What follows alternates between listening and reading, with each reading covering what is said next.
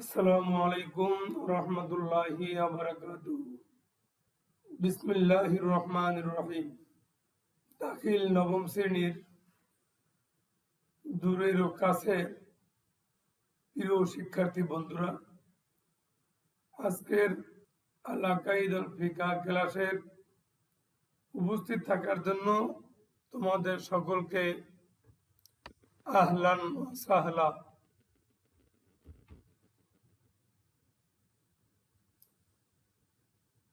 আমি মোহাম্মদ ফরিদুর রহমান, সহকারী অধ্যাপক মোহসেন উদ্দিন নুরিয়া ফাজিল মাদ্রাসা, বাউফল, পটুয়াখালী।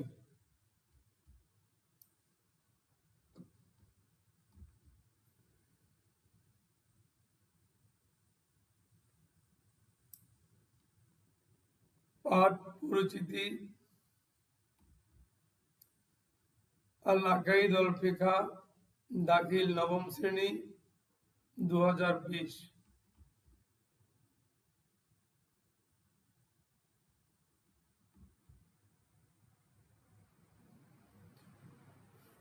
এই বিষয় থেকে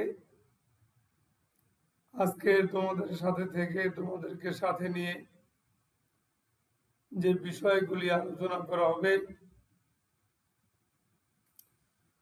উন্নত চরিত্র ও এর কয়েকটি দিক।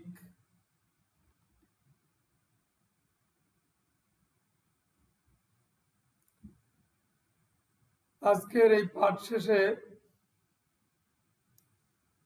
উপস্থিত শিক্ষার্থীরা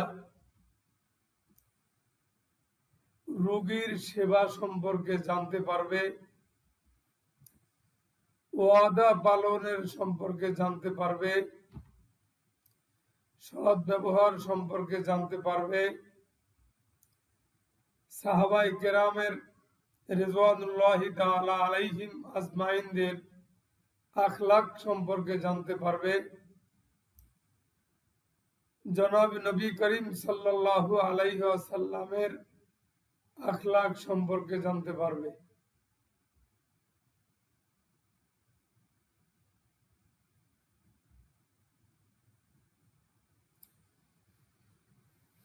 প্রিয় নবী সাল্লাল্লাহু আলাইহি ওয়াসাল্লামের আখলাক মুবারক সর্বোত্তম ও প্রশংসিত চরিত্রাবলীর সমাহার।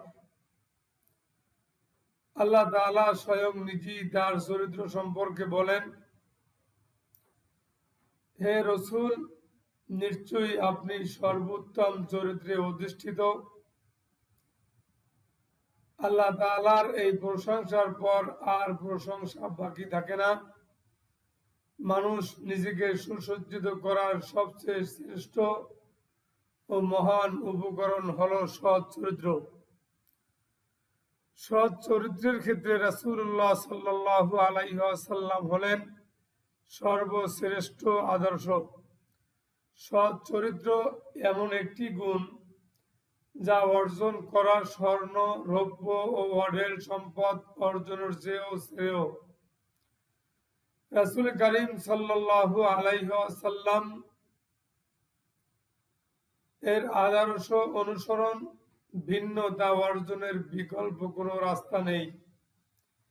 যেহেতু তিনি নিজেই বলেছেন, আমি সর্বোত্তম চরিত্রের পূর্ণতা দানের জন্যই প্রেরিত হয়েছি।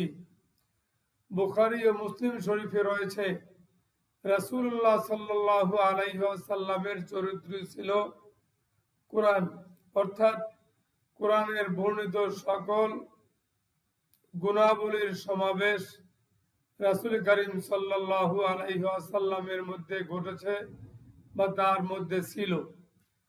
আর রাসূলুল্লাহ সাল্লাল্লাহু আলাইহি ওয়াসাল্লাম ছিলেন সর্বোত্তম চরিত্রের অধিকারী। অন্যের সাথে কোমল ভাষী, রূঢ় আচরণ, অন্যায় আচরণ করতেন না। রূঢ় আচরণ থেকে তিনি দূরে থাকতেন। তার ছিল মধুর স্বভাব। তিনি ন্যায় বিচার করতেন এবং কারো প্রতি অন্যায় আচরণ করতেন না। তিনি ছিলেন নিকট আত্মীয়দের প্রতি অত্যন্ত দানশীল, অত্যন্ত দয়াশীল, সৎ কাজের নির্দেশ এবং অসৎ কাজ থেকে নিষেধ করতেন। অজ্ঞ মূর্খ লোকদের সাথে বিতর্ক থেকে দূরে থাকতেন এবং অপ্রয়োজনীয় কর্মকাণ্ড থেকে নিজেকে মুক্ত রাখতেন। আত্মীয়তার সম্পর্ক অক্ষুণ্ণ রাখতেন, অন্যের বোঝা বহন করতেন, মেহমানদারি করতেন। নিঃস্বদের জন্য ছিল তার উপার্জন, সদা সত্য কথা বলতেন, পরিবারের সাথে সদাচরণ করতেন। এই জন্যই তিনি ছিলেন সমগ্র আরবের কাছে আল আমিন হিসাবে অত্যন্ত পরিচিত ব্যক্তিত্ব।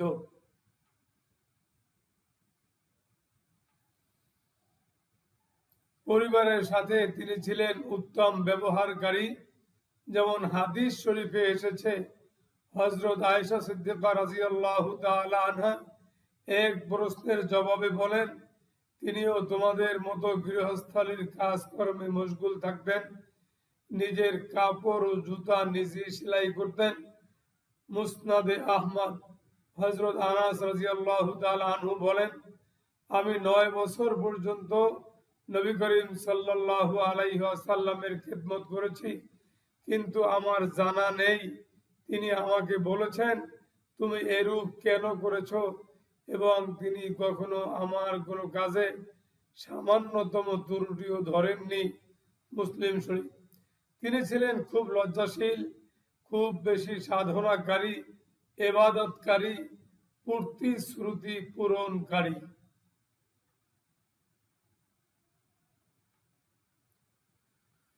দ্বিতীয় পাঠ, সাহাবায়ে কেরাম রিজওয়ানুল্লাহি তাআলা আলাইহিম আজমাইনের আখলাক বা চরিত্র।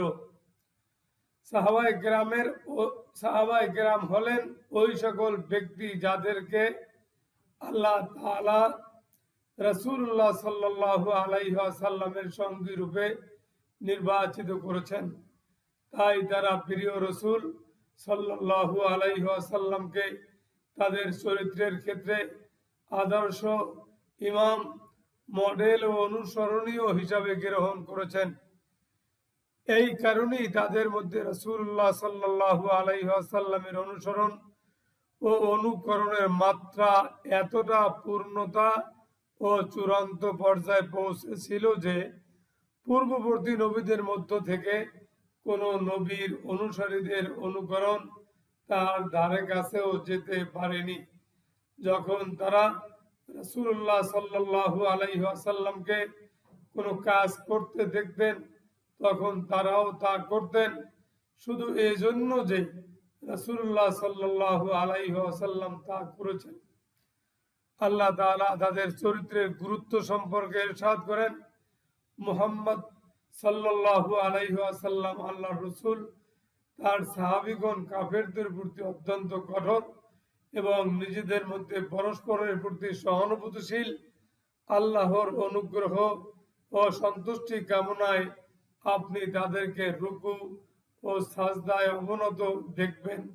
তাদের চিহ্ন হলো তাদের মুখমণ্ডলে সাজদার প্রভাবে পরিস্ফুটিত থাকবে সূরাতুল ফাতিহা। আরো ইরশাদ হচ্ছে, যারা আল্লাহ রাসূলের সামনে নিজেদের কণ্ঠস্বর নিচু করে আল্লাহ তাদের অন্তরকে তাকওয়ার জন্য পরীক্ষা করে নিয়েছেন, তাদের জন্য রয়েছে ক্ষমা ও মহা পুরস্কার। সূরা হুজরাত।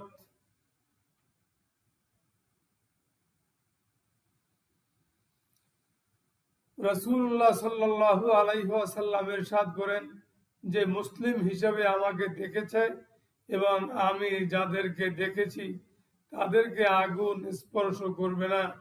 তিরমিজি শরীফ। তিনি আরো বলেন, আমার কোন সাহাবী কোন স্থানে ইন্তেকাল করলে আল্লাহ তাআলা তাকে কিয়ামতের দিন ওই এলাকার নেতা বা নূর হিসাবে উঠাবেন। তিরমিজি। তারা দ্বীনের হাদি, ইসলামের নক্ষত্র।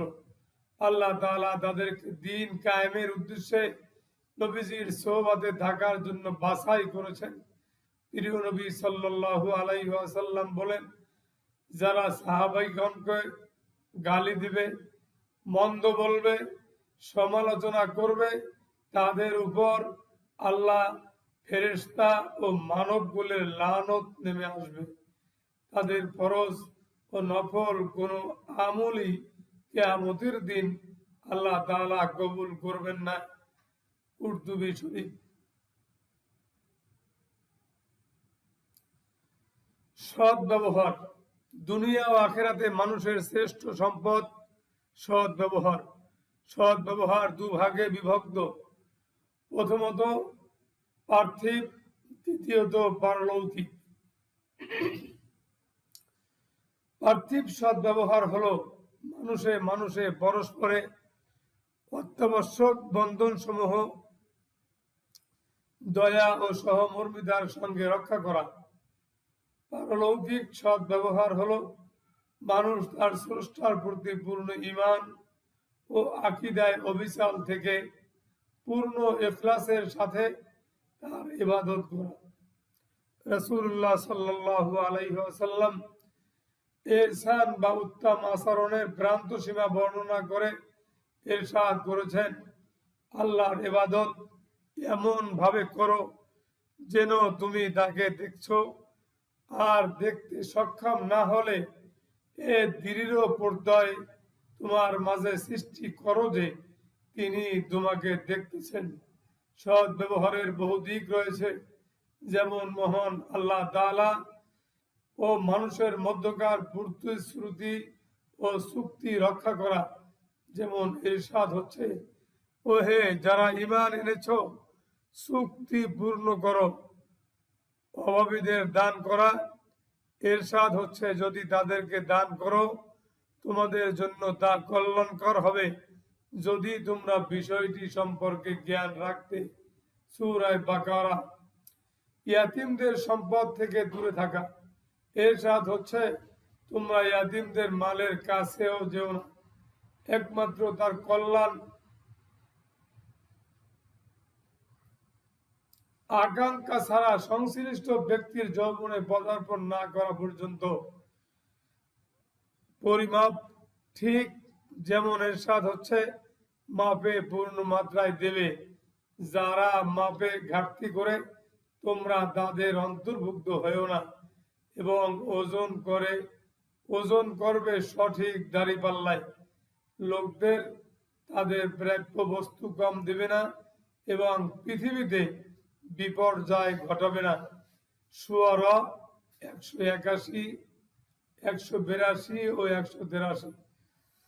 জুলুম ও কৃপণতা পরিহার করাও সৎ স্বভাবের মৌলিক দিক সমূহের অন্তর্ভুক্ত। রাসূলুল্লাহ সাল্লাল্লাহু আলাইহি ওয়াসাল্লাম ইরশাদ করেন, জুলুমকে ভয় করো, কেননা জুলুম অত্যাচার পরকালে অন্ধকারের কারণ হবে। কৃপণতা থেকে মুক্ত থাকো, কেননা অতীত যুগে কৃপণতার কারণে বহু জাতি ধ্বংস হয়েছে। নবী করিম সাল্লাল্লাহু আলাইহি ওয়াসাল্লাম অন্যের গোপন বিষয় জানতে চেয়েও না, দোষ ত্রুটি খুঁজে বের করো না, বিবাদ বিসংবাদ করো না। বান্দা হিসেবে ভাই ভাই হয়ে যাও। এক মুসলিম অপর মুসলিমের ভাই, ভাইয়ের প্রতি ভাই জুলুম করতে পারে না, তাকে অপমানিত করতে পারে না, তাকে তুচ্ছ মনে করতে পারে না। বুখারী শরীফ।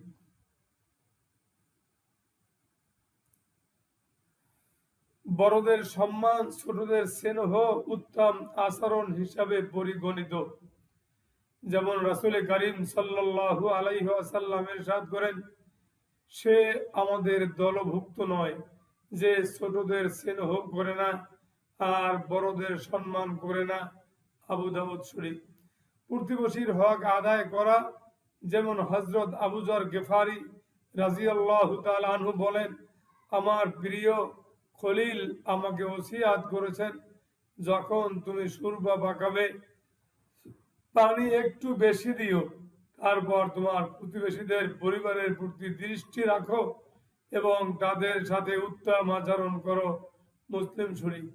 এক ব্যক্তি বললেন, ইয়া রাসূলুল্লাহ সাল্লাল্লাহু আলাইহি ওয়াসাল্লাম, অমুক মহিলা অধিক পরিমাণে নামাজ পড়ে, রোজা রাখে, দান সদকা করে, তবে কথার দ্বারা প্রতিবেশীকে কষ্ট দেয়, প্রিয় নবী সাল্লাল্লাহু আলাইহি ওয়াসাল্লাম বললেন সে জাহান্নামী। অপর এক মহিলা নামাজ, রোজা, দান, সদকা কম করে, তবে সে ঘনীভূত পনির দান করে, তার প্রতিবেশীকে মুখে কষ্ট দেয় না, প্রিয় নবী সাল্লাল্লাহু আলাইহি ওয়াসাল্লাম বললেন সে জান্নাতি। আহমদ শরীফ।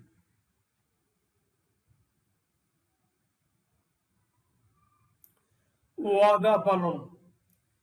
ওয়াদা পালন এটি একটি উন্নত চরিত্র। যাদের স্বভাব ভালো এবং যাদের পারিবারিক পরিবেশ মার্জিত, কেবল তারাই মহৎ গুণে গুণান্বিত হতে পারে। সম্মানিত ব্যক্তি যখন ওয়াদা করে তা পূরণ করে, আল্লাহ তাআলা ওয়াদা পূরণের নির্দেশ দিয়ে ইরশাদ করেন, এবং তোমরা ওয়াদা পূরণ করো, নিশ্চয়ই ওয়াদা সম্পর্কে প্রশ্ন করা হবে। আল ইসরা 34। রাসূলুল্লাহ সাল্লাল্লাহু আলাইহি ওয়াসাল্লাম ইরশাদ করেন, মুনাফিকের আলামত তিনটি। কথা বললে মিথ্যা বলে, যখন ওয়াদা করে পরক্ষণে তা ভঙ্গ করে, আর তার কাছে আমানত রাখলে সে খেয়ানত করে। মুত্তাফাকুন আলাইহি, তথা বুখারী ও মুসলিম শরীফ। সুতরাং প্রতিশ্রুতি পূরণ করা ইসলামী মৌলিক চরিত্রাবলীর অন্যতম, এবং তা মুসলমানের জন্য ইসলামের সৌন্দর্য এবং ঈমানের স্বচ্ছতার প্রতি সবচেয়ে বেশি নির্দেশ করে থাকে।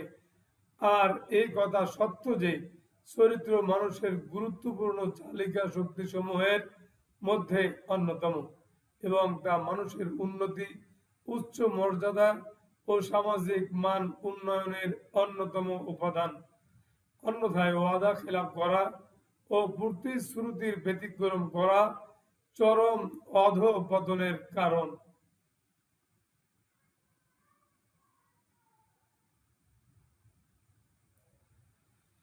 দুস্থ, অসহায়, নিঃস্ব ও বিধবার সেবা। ইসলাম এক দুয়ার থেকে অন্য দুয়ারে বিতাড়িত ও অভাবীদের জন্য সাহায্য সহযোগিতার বিছানা বিছিয়ে দিয়েছে, এবং এটাকে ইসলাম ও মুসলমানদের বৈশিষ্ট্যাবলীর অন্তর্ভুক্ত করেছে।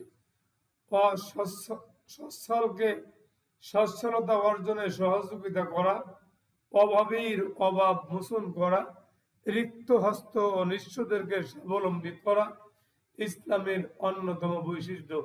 এ সকল আমলের বিনিময়ে ফজিলত ও সওয়াবদানের ঘোষণা দেয়া হয়েছে। রাসূল করিম সাল্লাল্লাহু আলাইহি ওয়াসাল্লাম বলেন, সে মুসলমান যেন সাহায্যের মুখাপেক্ষী দুঃখী ব্যক্তিকে সাহায্য করে। বুখারী ও মুসলিম শরীফ। প্রিয় নবী সাল্লাল্লাহু আলাইহি ওয়াসাল্লাম আরো বলেন, নিঃস্ব ও বিধবা নারীদের সহযোগিতায় আত্মনিয়োগকারী ব্যক্তি আল্লাহর রাস্তায় জিহাদকারী ব্যক্তির ন্যায়। সে দাঁড়িয়ে দাঁড়িয়ে আল্লাহর ওই ইবাদতকারীর ন্যায় যে ক্লান্ত হয় না, এবং ওই রোজা পালনকারীর ন্যায় যে ইফতার করে না, অর্থাৎ সারা বছর রোজা পালন করে। তিনি আরো বললেন, আমি ওই এতিম লালন পালনকারী ব্যক্তি জান্নাতে এভাবে থাকব। আর তিনি তর্জনী ও মধ্যমা আঙ্গুলের মাঝে সামান্য ফাঁকা রেখে জান্নাতে অবস্থানের ধরনের প্রতি ইঙ্গিত করেন। বুখারী ও মুসলিম শরীফ। এভাবেই ইসলাম অনুগ্রহ, বদান্যতা এবং দান খয়রাতের পরিমণ্ডলকে সম্প্রসারিত করেছে, যাতে অভাবীরা নিজেদেরকে অসহায় মনে না করে।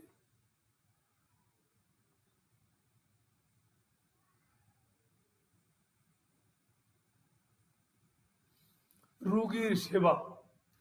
রোগীর সেবা করার অর্থ হলো রোগীর সাথে সাক্ষাৎ করা এবং তার খোঁজ খবর নেয়া। এই কাজটি মুসলমানের অবশ্য দায়িত্ব কর্তব্যের মধ্যে একটি। এটি গুরুত্বহীন অতিরিক্ত কোনো কাজ নয়। এর গুরুত্ব দিয়ে রাসূলুল্লাহ সাল্লাল্লাহু আলাইহি ওয়াসাল্লাম ইরশাদ করেন, এক মুসলমানের প্রতি অপর মুসলমানের 6টি দায়িত্ব কর্তব্য রয়েছে। এর একটি হলো রোগীর সেবা করা। তিনি আরো বলেন, তোমরা রোগীর সেবা করো, আর আল্লাহ তাআলা কিয়ামতের দিন বলবেন, হে আদম সন্তান, আমি অসুস্থ হয়েছিলাম, তুমি আমার সেবা শুশ্রূষা করনি।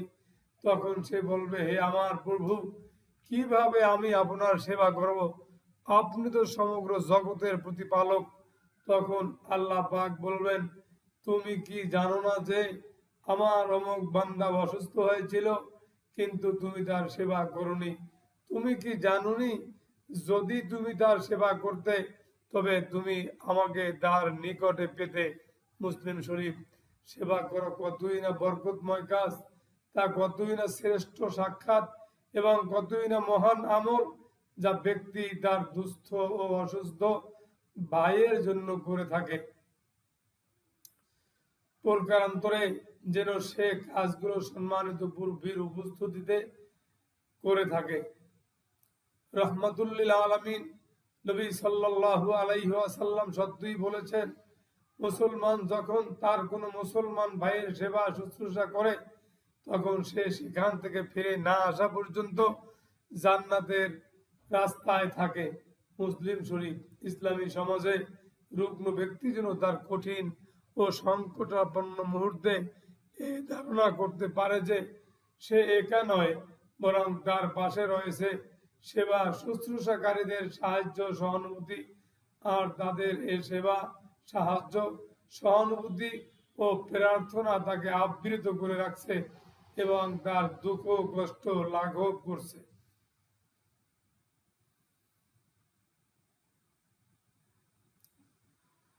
সততা। সততা মৌলিক গুণাবলী এবং সৎ চরিত্রাবলীর মধ্যে অন্যতম একটি গুণ। মুসলমানদের হওয়া চাই সত্যবাদী ও বিশ্বস্ত। সে মিথ্যা বলবে না, প্রতারণা করবে না, ধোঁকা দিবে না, বিশ্বাসঘাতকতা করবে না। কেননা সততার দাবি হলো কল্যাণ কামনা করা, সচ্ছলতা অবলম্বন করা, ইনসাফ কায়েম করা এবং ওয়াদা পূরণ করা। একজন সৎ মানুষের মধ্যে প্রতারণা, মিথ্যা, ধোঁকা, ছলনা, ক্ষতি সাধন এবং বিশ্বাসঘাতকতা থাকবে না। রাসূল করিম সাল্লাল্লাহু আলাইহি ওয়াসাল্লাম সততার সুফলের প্রতি ইঙ্গিত করে ইরশাদ করেন, নিশ্চয়ই সততা পুণ্যের দিকে নিয়ে যায় আর পুণ্য জান্নাত পর্যন্ত পৌঁছিয়ে দেয়। বুখারী ও মুসলিম শরীফ। প্রিয় নবী সাল্লাল্লাহু আলাইহি ওয়াসাল্লাম ইরশাদ করেন, সত্য প্রশান্তি আর মিথ্যা আমাদের দলভুক্ত নয়। মুসলিম শরীফ। সত্য প্রশান্তি আর মিথ্যা দ্বিধা সংকোচ। রাসূলুল্লাহ সাল্লাল্লাহু আলাইহি ওয়াসাল্লাম আরো বলেন, যে প্রতারণা করে সে আমাদের দলভুক্ত নয়। তিনি নামাজ, সততা, চারিত্রিক নিষ্কলুষতা এবং আত্মীয়তা বজায় রাখার নির্দেশ করেছেন। আর আল্লাহ তাআলা সত্যবাদী নারী পুরুষদের প্রশংসা করে মুমিনগণকে নির্দেশ করেন, তোমরা সত্যবাদীদের সঙ্গ লাভ করো। সূরা তাওবা 119 নম্বর আয়াত। আল্লাহ তাআলা আরো বলেন, নিশ্চয়ই পাওনাদারের কাছে আমানত পৌঁছে দেওয়ার জন্য আল্লাহ নির্দেশ করেন। সূরা নিসা আয়াত নম্বর 58। তাই প্রতারণা, মিথ্যা, ধোঁকা ও প্রবঞ্চনা থেকে বেঁচে থাকা। ইমাম কোশাইরি রহমতুল্লাহি আলাইহি বলেন, সততা মানে তোমার মধ্যে থাকবে না কোনো মিথ্যার সংমিশ্রণ, আকীদা বিশ্বাসে থাকবে না কোনো সংশয় সন্দেহ, আর তোমার আমলে থাকবে না কোনো দোষ ত্রুটি।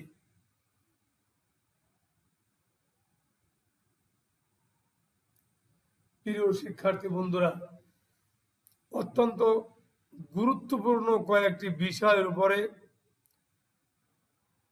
সুন্দর ও সুমহাল কোমল চারিত্রিক বিষয়াবলী থেকে বিশেষ বিশেষ কয়েকটি পয়েন্টের উপরে আমরা এতক্ষণ আলোচনা করলাম, শুনলাম।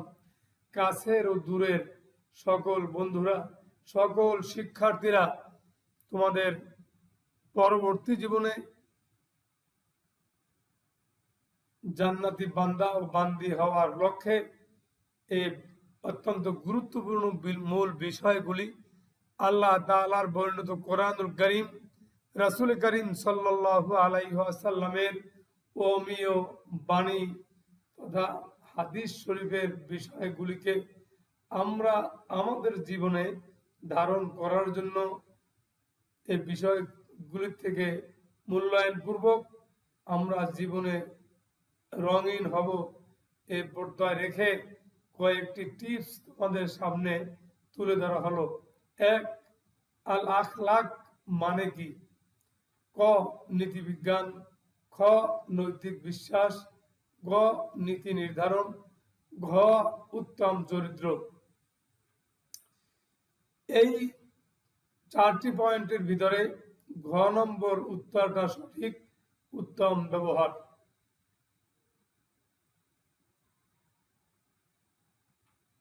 2, সাহাবা কারা? ক, ইসলামের অনুসারী। খ, আল্লাহর বার্তাবাহক।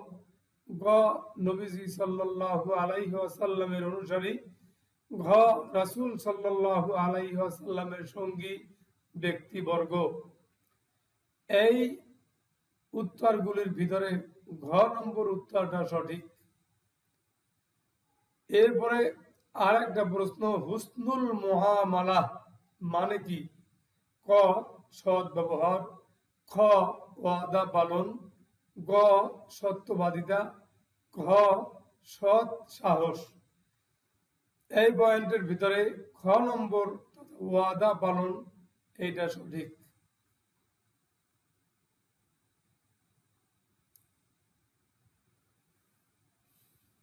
বাড়ির কাজ। মাওলানা আব্দুর রহমান একজন তার মুসল্লি মাসুদ অপর একজন লোকের সাথে খারাপ ব্যবহার করেছে এবং অত্যন্ত অসৌজন্যমূলক আচরণ করেছে। ইমাম সাহেব তাকে বললেন, তোমার আচরণ রাসূলুল্লাহ সাল্লাল্লাহু আলাইহি ওয়াসাল্লাম ও সাহাবায়ে কেরামের বিপরীত। মুমিন হিসাবে উত্তম আচরণ ইসলামের উত্তম বৈশিষ্ট্য। ক, আখলাকুন নবী সাল্লাল্লাহু আলাইহি ওয়াসাল্লাম সম্পর্কে একখানা হাদিস লিখো। খ, আল আখলাকুল হামিদা বলতে কি বুঝো? ক, মুসল্লির কাজটি কেমন হচ্ছে পাঠ্য বইয়ের আলোকে ব্যাখ্যা করো। ঘ, ইমাম সাহেবের বক্তব্য কোরআন সুন্নাহর আলোকে বিশ্লেষণ করো।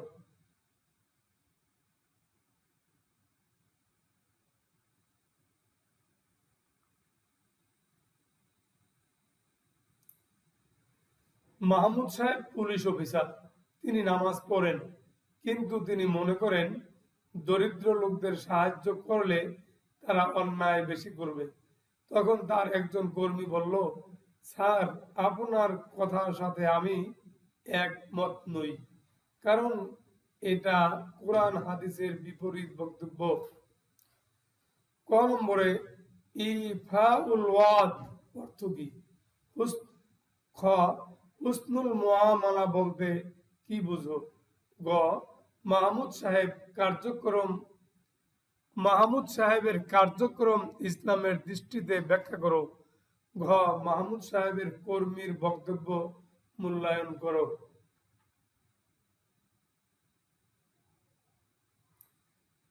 প্রিয় শিক্ষার্থী বন্ধুরা, আজকের এই গুরুত্বপূর্ণ আলোচনাগুলি তোমাদের সাথে আল্লাহ যেন আমাকেও সঠিকভাবে আমল করার মতো তৌফিক দান করেন, এই আশাবাদ ব্যক্ত করে আজকের মতো অনলাইন ক্লাস থেকে পরবর্তী ক্লাসে উপস্থিত থাকার প্রত্যাশা নিয়ে আজকের মতো ক্লাস এখানেই শেষ করা হলো। আল্লাহ হাফেজ। তোমাদের দীর্ঘায়ু কামনা করে এখানেই শেষ করছি। আমিন সুম্মা আমিন। ওয়া আখির দাওয়ানা আনিল হামদুলিল্লাহি রাব্বিল আলামিন।